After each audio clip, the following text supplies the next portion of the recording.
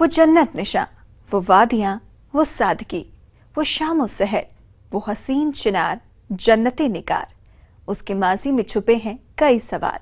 वो बेमिसाल है, जी हाँ वो कश्मीर है, जो न सिर्फ कुदरत की खूबसूरती से लबरेज है बल्कि वहाँ की रस्म रिवाज, तहजीबें और रिवायतें भी हैं काबिले तारीफ। शायर उसे हिंदुस्तान का कोहिनूर कहते हैं और दुनिया उसे कश्मीर कहकर पुकारती है।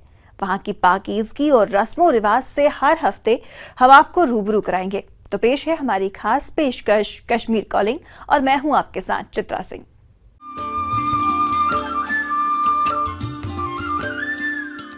श्रीनगर में ज्वेल इन द रिंग के नाम से मशहूर नगीन झील इस शहर की खूबसूरती में और इजाफा करती है।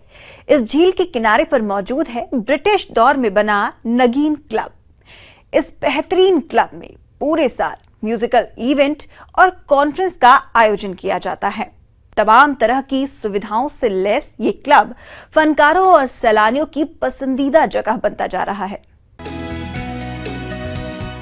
ज्वेल इन द रिंग नाम से मशहूर ये है श्रीनगर का नगीन झील। इस झील के किनारे पर खूबसूरत लॉन के बीच मौजूद ये इमारत है नगीन क्लब।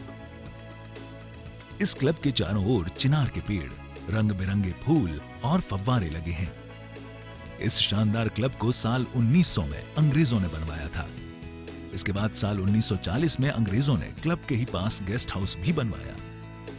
इसके बाद तो ये क्लब अंग्रेजों की पसंद बन गया। अंग्रेज फुर्सत के पल बिताने के लिए इस क्लब का इस्तेमाल किया करते थे। यहाँ वे ताश और कई तरह के खेल खेलते थे। लेकिन आजादी के कुछ साल बाद 1968 में इस क्लब को सरकार ने अपने कब्जे में ले लिया। इस क्लब में आज के दौर जब भी टूरिस्ट आते हैं तो वो अगर वो नगीन नहीं आएंगे तो वो अपना जो विजिट है वो इनकम्प्लीट है उनके लिए।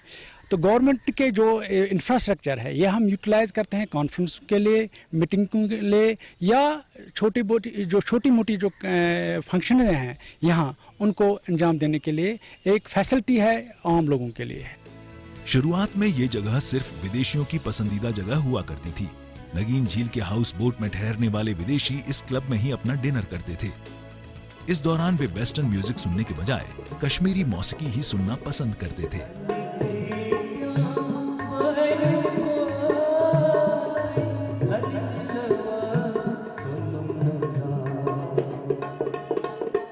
लोग जो फॉरेनर्स हमारे हाउस बोट में हुआ करते थे वो यहाँ पे रात शाम के लिए डिनर करते थे, क्योंकि यहाँ पे इस तरह से कश्मीरी ट्रेडिशन के हिसाब से उनका जो पटका था वो लगाया हुआ था। जो वेटर का ड्रेस यूनिफॉर्म है वो मैंने देखा उनको लगाते हुए और पहनते हुए, और वो जो सर्व माहौल म्यूज़िक कश्मीर टाइप का म्यूज़िक, ये नहीं कि वेस्टर्न टाइप का म्यूज़िक, कश्मीर टाइप का ट्रेडिशन पूरा वो उसका फ़ायदा उठाते थे।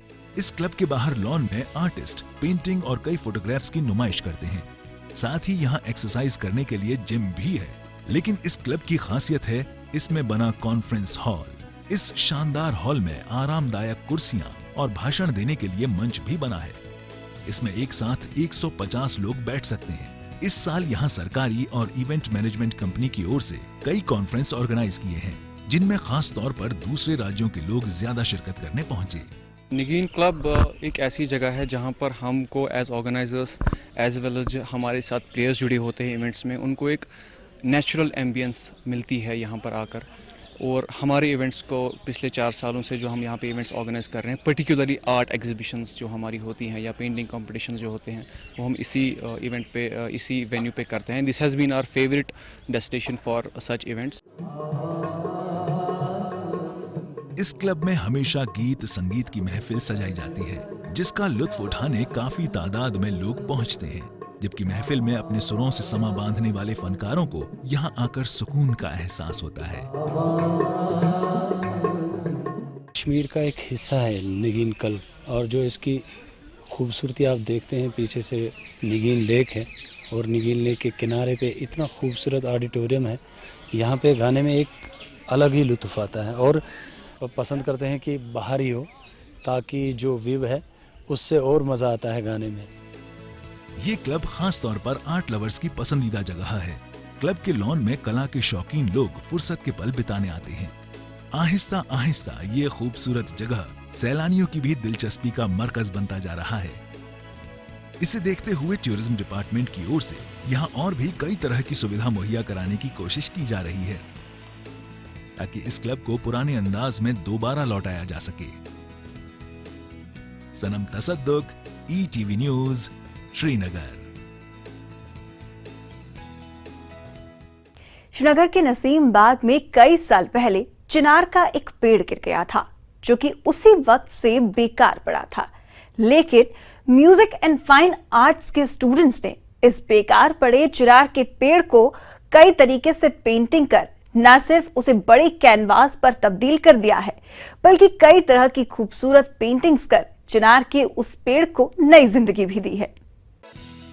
चिनार के गिर चुके इस पेड़ पर पेंटिंग कर रहे ये आर्टिस्ट्स कश्मीर यूनिवर्सिटी के institute of music and arts के स्टूडेंट्स हैं। इन लोगों ने बेकार पड़े चिनार के पेड़ पर पेंटिंग कर इसे बड़े कैनवास में तब्दील कर दिया है। दरअसल डल झील के किनारे मुगल बागों में से सबसे पुराना नसीम बाग है। यहाँ तकरीबन चिनार के 600 पेड़ हैं, जिनमें से चिनार का ये पेड़ तकरीबन 6 साल पहले गिरने के बाद से बेकार पड़ा था। इसे जलाए जाने या फिर बेचे जाने का इंतजार हो रहा था। इसे देखते हुए नसीम बाग में मौजूद कश्मीर यूनिवर्सिटी के institute of music and arts के स्टूडेंट्स ने इस पेड़ पर पेंटिंग कर इसे नई पहचान दी है। इसकी काइंड ऑफ एक आइडेंटिटी खत्म हो गई थी, तो हम लोग चाहते थे कि ये थोड़ा स्टैंड आउट हो जाए। मतलब ये खत्म हो गया था, या तो इसको जला देते या तो इसके टुकड़े टुकड़े करके इसको बेच देते।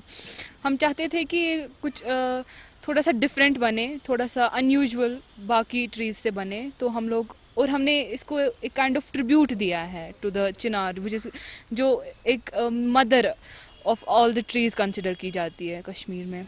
चिनार के इस पेड़ में अखबार चिपकाकर स्टूडेंट्स कई तरह की पेंटिंग्स कर रहे हैं। इस पर कई तरह की खूबसूरत पेंटिंग्स और डिजाइन्स बनाए गए हैं जो कश्मीर की तहजीब की नुमाइश कर रहे हैं। स्टूडेंट्स ने इस पर पेपर माशी आर्ट का भी इस्तेमाल किया है। चिनार के इस पेड़ पर स्टूडेंट्स के पेंटिंग बनाने का मकसद न सिर्फ इसे नई जिंदगी देना है, बल्कि उन लोगों को भी पेंटिंग्स का मौका देना था जो प्रोफेशनल आर्टिस्ट नहीं हैं। और ये एक चिनार है जो इग्नोर हो रहा है क्योंकि ये गिरा हुआ है, और अचानक से अब यही एक चिनार है जिसको एक नई आइडेंटिटी मिली है, और सबसे ज़्यादा अटेंशन इसी चिनार पे। कुछ ये कॉन्सेप्ट था काम करने का, प्लस हम चाहते थे कि जो हमारे ट्रेडिशनल प्रैक्टिसेस हैं जो हम करते हैं, पेंटिंग, स्कल्पचर या फिर हमारे डिपार्टमेंट में अप्लाइड होते हैं, उससे कुछ हट के करें। चिनार के इस पेड़ पर स्टूडेंट्स पढ़ाई के साथ साथ वक्त निकालकर पेंटिंग्स बनाते हैं। तकरीबन महीने भर से सभी स्टूडेंट्स इंस्टीट्यूट में पढ़ाई शुरू होने से 2 घंटे पहले पहुंचकर पेड़ पर पेंटिंग करते हैं। इन्हें जब भी मौका मिलता है ये इस पर पेंटिंग बनाना शुरू कर देते हैं। यहाँ तक कि बारिश के दौरान भी स्टूडेंट्स पेंटिंग बनाते हैं। सुबह हम लोग क्लासेस से पहले आते हैं, 1 घंटा पहले क्लासेस से आते हैं, ब्रेक में हम काम करते हैं, और फिर आफ्टर द ऑफिशियल आवर्स हम काम करते हैं यहाँ पर 1-2 घंटे के लिए। और हमारा वेदर प्रॉब्लम भी होता है क्योंकि बारिश आजकल ज़्यादा हो रही है फ्रीक्वेंटली, तो हम इस पे फिर कवर कर लेते हैं। बेकार पड़े चिनार के पेड़ पर पेंटिंग बना स्टूडेंट्स ने इसे जो सम्मान दिया है, उसका नतीजा ये है कि अब ये पेड़ सबकी नजरों में आ गया है। साथ ही फाइन आर्ट्स के स्टूडेंट्स को भी कुछ अलग हटकर आर्ट का मौका भी मिल गया है। वाकई फाइन आर्ट्स के स्टूडेंट्स की इस पहल की जितनी भी तारीफ की जाए, शायद वो कम ही होगी। सनम तसद्दुक, ETV न्यूज, श्रीनगर।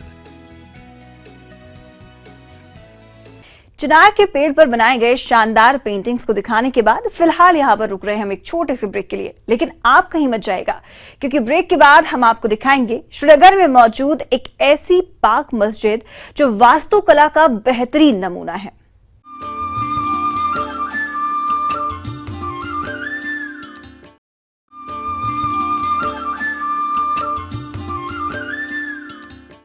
ब्रेक के बाद एक बार फिर आप सभी का स्वागत है।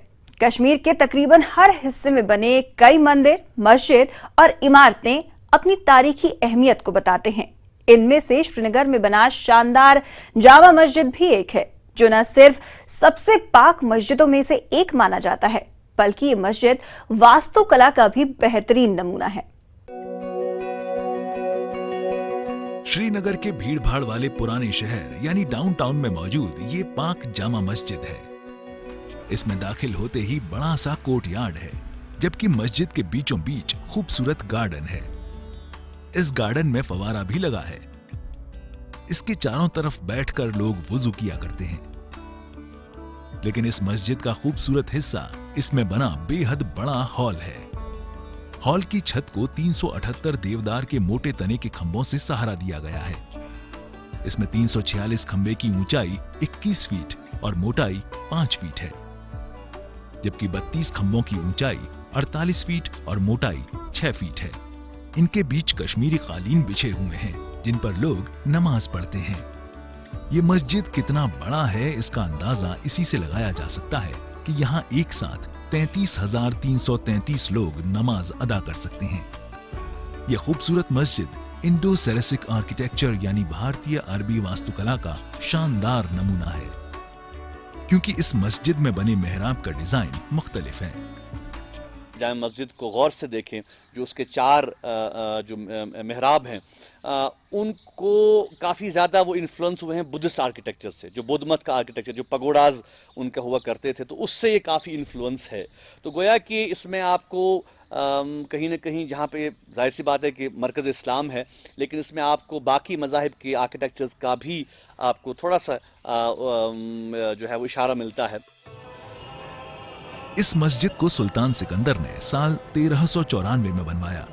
इसका ताल्लुक सूफीज्म से है, क्योंकि इसे बनवाने की हिदायत सुल्तान सिकंदर को शाह हमदान के बेटे मीर मोहम्मद हमदानी ने दी थी। हजरत मीर सैयद अली हमदानी यानी अमीर कबीर ईरान से इस्लाम के प्रमुख संस्थापक के तौर अपने 700 शागिर्दों के साथ कश्मीर आए और यहाँ इस्लाम का प्रचार प्रसार किया। बाद में हजरत सईद अली हमदानी के बेटे जैनुल आबिदीन ने इस मस्जिद को और बड़ा बनवाया। इस मस्जिद का मीर वाइज यानी मुख्य इमाम बनने का सिलसिला तकरीबन 350 साल से पीढ़ी दर पीढ़ी चला आ रहा है।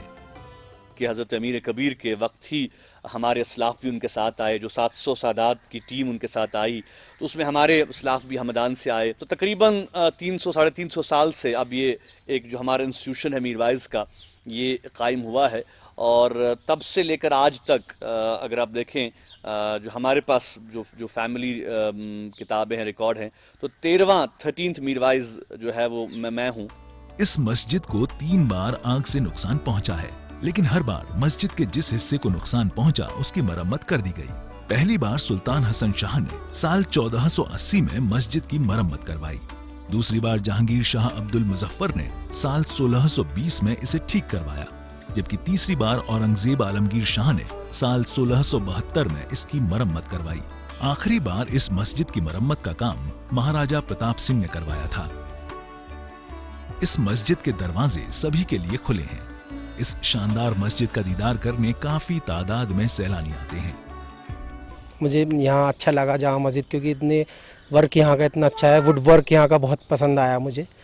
मतलब बहुत, जैसे हमारे यहाँ दिल्ली में है जामा मस्जिद, उससे बहुत डिफरेंट है, बहुत अच्छा जो यहाँ का कारीगरी बहुत अच्छी है मस्जिद की। फर्स्ट टाइम आया रहे कश्मीर, बहुत सुना है कश्मीर का, इसलिए अभी हमने स्टार्ट किया है घूमना।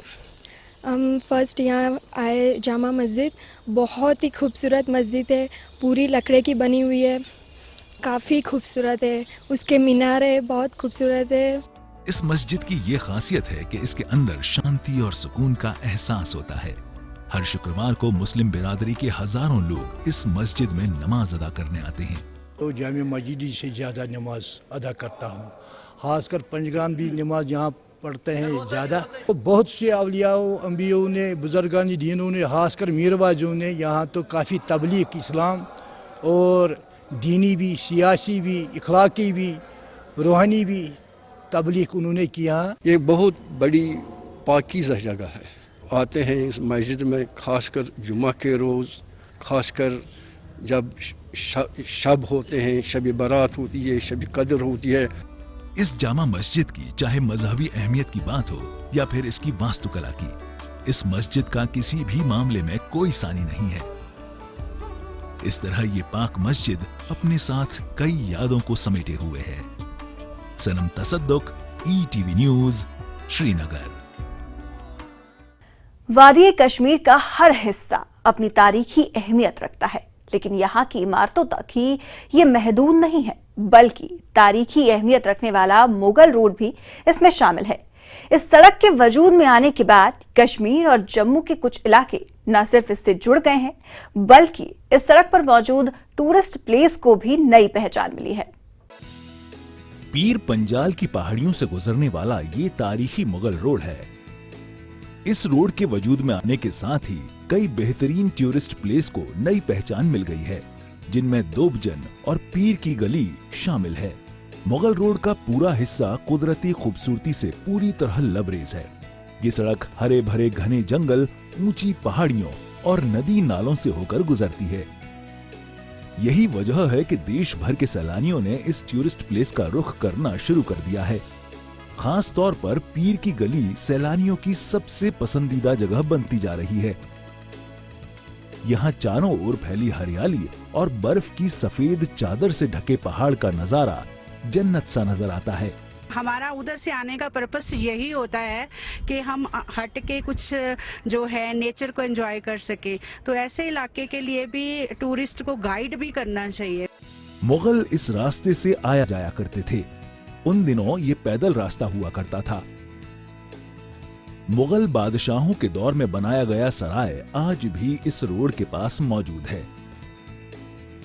इस रास्ते से गुजरते वक्त मुगल इसी सराय में ठहरते थे। इस तारीखी रोड के फिर से वजूद में आने के बाद जम्मू के दो अहम जिले पुंछ और राजौरी के लोग इसके जरिए कश्मीर घाटी से जुड़ गए हैं। इससे न सिर्फ जम्मू और कश्मीर के बीच कारोबार बढ़ा है, बल्कि जम्मू के पुंछ और राजौरी जिले के लोग अब कश्मीर घाटी में शादी भी करने लगे हैं। दोनों तरफ के लोगों को जोड़ता है, एक इत्तेफाक को बढ़ाता है। कश्मीरियों के कल्चर को हम यहाँ आके सीखते हैं, समझते हैं और वो पुंछ रजौरी के लोगों को देखते हैं। जो कंसेप्ट रजौरी पुंछ के डिफरेंट जो कंसेप्ट थे हमारे आपस में, वो आज ख़त्म हो चुके हैं। आज हम एक सही जो भाईचारा होता है रजौरी पुंछ और कश्मीर का, वो प्रॉपर वे में आज जुड़ रहा है। इंशाल्लाह अगर इस रोड को और ज़्यादा से ज़्यादा इसके वुसअत दी जाए, इसकी अच्छी तरह से इसमें जहाँ कहीं जो इसमें खामियां हैं उनको रुकावटों को दूर किया जाए, जो हायल रुकावटें हैं उन्हें ख़त्म किया जाए, तो इंशाल्लाह रिश्ते जो है और ज़्यादा से ज़्यादा जो है इसको 12 महीने के लिए कंटिन्यू किया जाए। इस तारीखी रोड की अहमियत को देखते हुए सरकार ने इसकी देखरेख के लिए मुगल रोड डिवीजन भी बनाया है, ताकि इस सड़क की देखरेख सही तरीके से हो सके। बहुत से टूरिस्ट जो इसी रोड से आते हैं और बड़ा गुड फील करते हैं। यहाँ तक कि हमारे वो बच्चे जिन्होंने कभी कश्मीर को देखा नहीं, वो भी आके दिन भर यहाँ घूम फिर के और शाम को वापस चले जाते हैं। अभी तक फॉर्मल अनाउंसमेंट नहीं हुई है हाईवे के लिए, तो गवर्नमेंट सोच रहे है इसको, उन्होंने लिखा है सेंट्रल गवर्नमेंट को, मोस्ट प्रोबेबली इसको हाईवे भी वो डिक्लेयर कर रहे हैं। मुगल रोड के दरमिया मशहूर वाइल्ड लाइफ सेंचुरी भी है, जिसमें दुनिया का नायाब जानवर मारखोर पाया जाता है। राज्य सरकार ने साल 2005 में इस सड़क को बनाने का काम शुरू किया था, लेकिन वाइल्ड लाइफ सेंचुरी होने की वजह से सुप्रीम कोर्ट ने कुछ शर्तें रखी थी, जिसमें इस रोड के किनारे किसी तरह के निर्माण पर पाबंदी लगा दी गई थी। इसलिए सरकार ने सड़क पर मौजूद टूरिस्ट प्लेस को इको टूरिज्म के दायरे में लाया है। मुगल रोड की हालत और बेहतर बनाने के लिए हाल ही में जम्मू कश्मीर सरकार ने इसे श्रीनगर जम्मू राष्ट्रीय राजमार्ग का विकल्प भी बनाने का फैसला किया है। इसी के तहत मुगल रोड की मरम्मत भी की जा रही है। Bilal Khan, ETV news, Shopian. तारीखी मुगल रोड की अहमियत को दिखाने के बाद फिलहाल हम यहाँ पर रुक रहे हैं एक छोटे से ब्रेक के लिए, लेकिन आप कहीं मत जाएगा, क्योंकि ब्रेक के बाद हम आपको दिखाएंगे श्रीनगर में लजीज पकवान की बहार।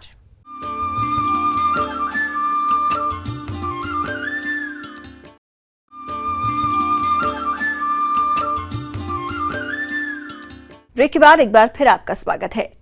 वादी कश्मीर के बाशिंदे दशकों से रिवायती जायके के शौकीन रहे हैं, लेकिन यहाँ के लोगों को दूसरे प्रदेशों के लजीज व्यंजन खाने को मिल जाए तो उसका लुत्फ उठाने से नहीं चूकते। जी हाँ, श्रीनगर में आयोजित फूड फेस्टिवल में कश्मीर के लोग रिवायती खाना वाजवान की जगह दूसरे लजीज व्यंजनों का भी लुत्फ उठा रहे हैं। कई तरह के लजीज व्यंजन का लुत्फ उठा रहे लोगों की ये तस्वीर श्रीनगर में आयोजित फूड फेस्टिवल की है। इस फूड फेस्टिवल को एक रेस्टोरेंट ओनर ने ऑर्गेनाइज किया है। इसमें खास तौर पर कई तरह के लजीज कबाब और बिरयानी का लोग भरपूर लुत्फ उठा रहे हैं। यूं तो यहाँ के लोग ज्यादातर अपना रिवायती व्यंजन वाजवान खाते हैं, लेकिन इस फूड फेस्टिवल में दूसरे प्रदेश के व्यंजनों का लुत्फ उठाने का मौका नहीं छोड़ रहे हैं। लाहौरी बिरयानी मुझे बहुत पसंद आई, कुकुरी कबाब थे यहाँ पे। तो ऐसे इवेंट्स अगर होते रहे तो जो बाकी के क्यूजिन से उनको पता चलेगा और लोगों के लिए भी अच्छा है, बहुत सी चीज़ों का पता चल जाता है और खाने में भी डिफरेंट टेस्ट का पता चलता है। हम देखते हैं कि टेस्ट डिफरेंट जो है वो कुछ आई, चूँकि हम यहाँ पे ज़्यादा अवेयर है, ज़्यादा पे फैमिलियर है वाजवान के साथ, उसके हट के कुछ मिले ये ज़्यादा बहुत अच्छी बात है। इस फूड फेस्टिवल में हैदराबाद के मशहूर बावर्ची जावेद हाजी अपने 8 साथियों के साथ कुकिंग स्पेशल में कई तरह के लजीज व्यंजन तैयार कर रही हैं। इनमें हैदराबादी बिरयानी, लखनऊ की नवाबी चिकन बिरयानी, लाहौरी बिरयानी, काकोरी कबाब और कई मुगलई व्यंजन शामिल हैं। जावेद के बनाए लजीज व्यंजन लोगों को खूब पसंद आ रहे हैं। कश्मीर के लिए एक नई चीज़ लेके आए हैं जो हैदराबाद की बिरयानी है और काकोरी कबाब है। इस फूड फेस्टिवल में लोगों की बढ़ती तादाद के मद्देनजर इसके ऑर्गेनाइजर इसे कुछ दिन और बढ़ाने के बारे में विचार कर रहे हैं। 29% guest I met, I talk to them, उनका रद्द अमल बहुत अच्छा था। जैसे इसको थोड़ा और 2-4 दिन बढ़ा लीजिए। So we are working on it कि 2-4 दिन बढ़े कि नहीं। इस फूड फेस्टिवल में आने वाले लोग अलग तरह के स्वाद का मजा ले रहे हैं, लिहाजा कश्मीर के लोगों का कहना है कि इस तरह का फूड फेस्टिवल सरकार की ओर से भी आयोजित होना चाहिए, ताकि दूसरे राज्यों के लजीज व्यंजन के बारे में वो न सिर्फ जान सकें बल्कि उनका लुत्फ भी उठा सकें। Parvez Bhat, ETV news, Srinagar. Kashmir calling की इस खास पेशकश में आज के लिए बस इतना ही। मुझे दीजिए इजाजत, लेकिन देश और दुनिया की तमाम खबरों के लिए आप बने रहिए ETV न्यूज के साथ। नमस्कार।